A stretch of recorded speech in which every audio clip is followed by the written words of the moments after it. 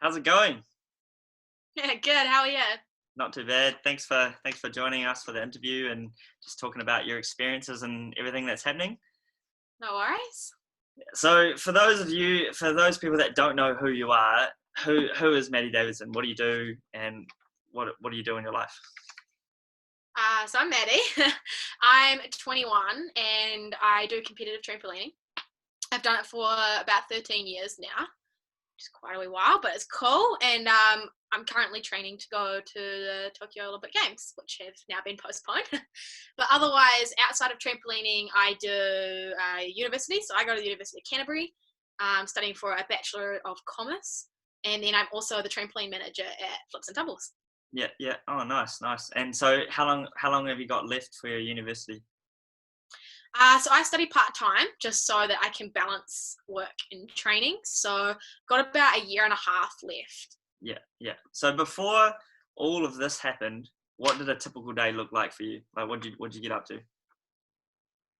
My normal day was I'd get up and I would go to the gym and work with either my personal trainer or by myself, just so that I could build up my strength and my conditioning. And then I would come home, do my usual, get ready, have lunch, things like that, get ready for work. And then I'd do some coaching with Flips and Tumbles. And then I'd be off to training at about 6 o'clock at night. Nice, nice. That sounds good. Bit of a full-on day. Yeah, it is a bit, but I like it. I like being busy. Yeah, yeah. So the announcement happened, the lockdown, everyone has to stay inside. First day the announcement happened, what ran through your head? So everything still is normal. I think we had about 2 days notice. What went through your head? Um, I wasn't shocked. Obviously, they kind of talked about how it was going to happen. Hmm. But I think there was still an element of surprise and then trying to get everything organized. I'm a very routine based person. Like you said, I've got a busy day and I like being busy. So it was a bit strange to know that I wasn't going to be doing much with my days. So I kind of scrambled around trying to find workout stuff so that I could do my trainings at home. And yeah, just trying to sort my life out. But it was, yeah, definitely a bit of a surprise. Yeah, yeah. And so if the lockdown had never happened, what would you be doing now?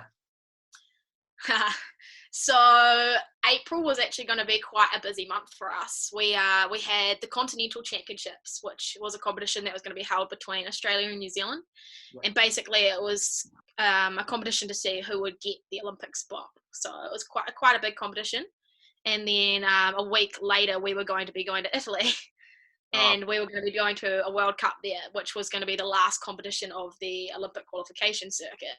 So it's going to be quite full on, and it was really exciting. But obviously, especially with how Italy was, and then the spread of the virus, both competitions got cancelled. yeah, yeah. So I was talking to you at training. Obviously, I train with you, but for those that don't know, Italy got postponed already before we went into lockdown. So Yes. would that have been happening now, or is that coming up? Or So at first they postponed the competition to June, just as they didn't think they obviously couldn't have ran it at the time in April anyway. yeah, And they thought that perhaps the virus would have settled by then, but it doesn't really look like it's going to. yeah, And at this point, a lot of people wouldn't have been training either, so they're not going to be ready for the competition. So it was just a safer bet for them to move it to next year. yeah, yeah. No, fair enough. So we're in lockdown now, and when we first into lockdown, the Olympics were still going ahead, and it was kind of like the big question, like what's happening with the Olympics. The whole world was kind of watching. Some countries kind of started pulling out of it, and then boom, the Olympics gets cancelled for 2020, pushed to 2021. What does that do to you as an athlete who goes from training every day, goal of my life, to in the sport to get to the Olympics, and it's right there, and it's kind of pushed away. What do you do now? Um, it's definitely hard. I struggled with it at first because, like you said, it's something that we haven't only even been training for it for the last 4 years. It's basically the entire time I've been doing trampolining. It's been something that we've been training towards, and it got to the point where we were less than 100 days out from the competition, and then it got pulled out. To now it being more than a year away. So that was quite a difficult thing for me to deal with mentally. it totally changes your training strategy and how you do everything. So that was something I kind of had to settle with. And I work with a sports psychologist, so it was something we talked about a lot and kind of broke down and worked through. And now I feel like I'm in a better place.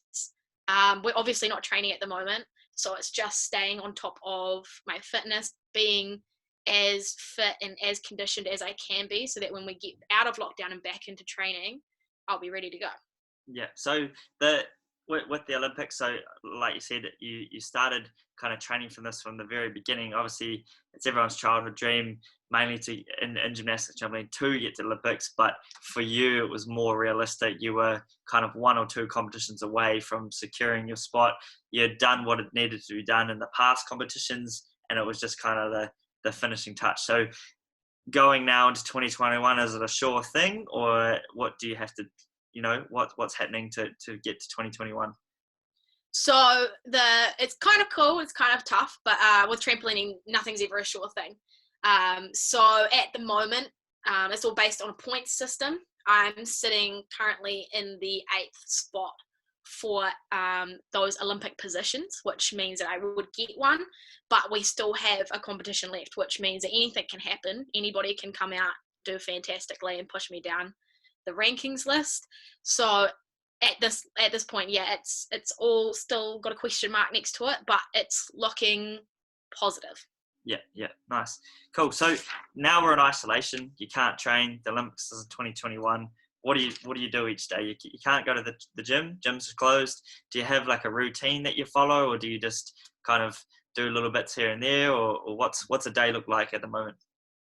So for me, it was really important, because we don't know how long isolation is going to be, that I built up a routine, because obviously I can't do my usual one.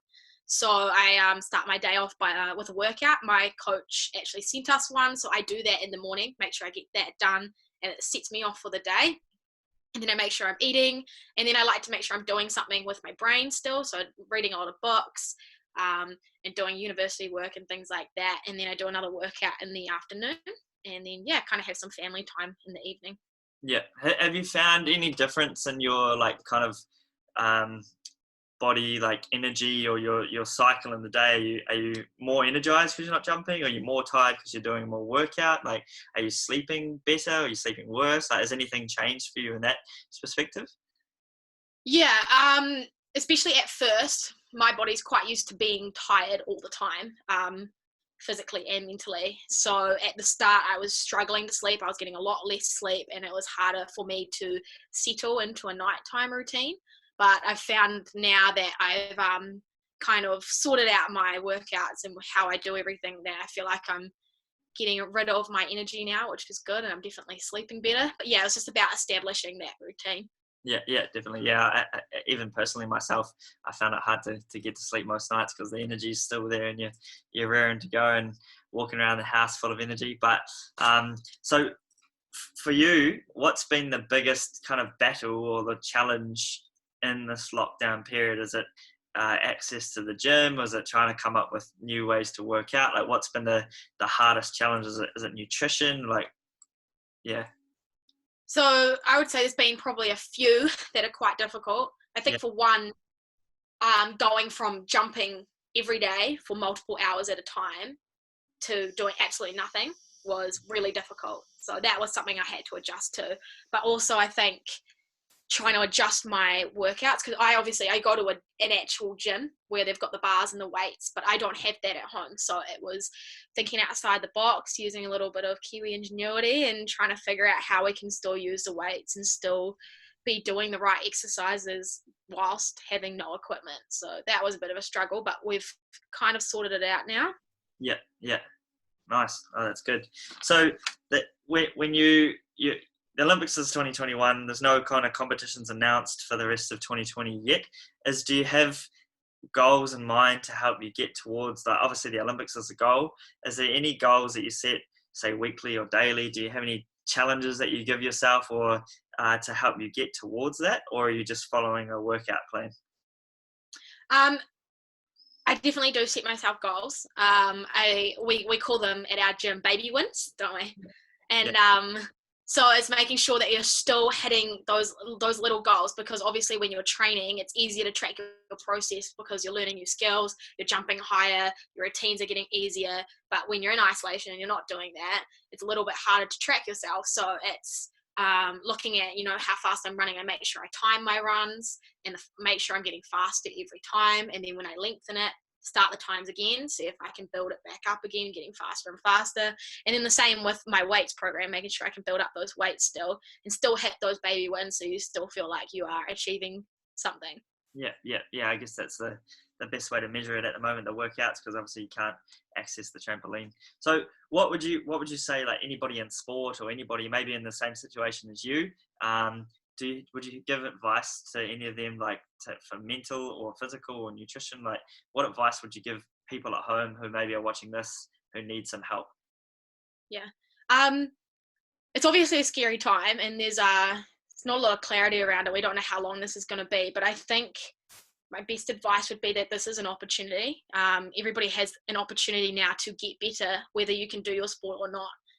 It's time that you can build up your strength, your conditioning, your balance, and all those kind of things, and work really hard, because you'll notice a change in your sport if you do those things now. You put in the hard yards and you'll see those differences once you get back into your sports after isolation. So definitely take the opportunity to make those big changes, try your best, but also make sure that you're still having fun. You're not putting too much pressure on yourself.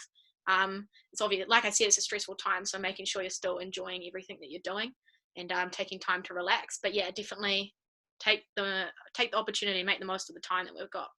Yeah, definitely. So when you talk about taking time to relax and things, are you doing anything for yourself? Obviously we can't leave the house. You're doing your workouts, you're doing your nutrition. There's still a whole lot of time in the day where you're not doing something. What do you come up with? What do you like to do? So something that I actually practice quite a lot is meditation. It's something that I use in my competition process as I get myself to relax and calm my nerves. So it's something I practice daily anyway. So I have more time to practice my meditation now, which is quite nice. And my family's also really lucky. We have a spa pool, so I can use that to relax a little bit, which is quite nice.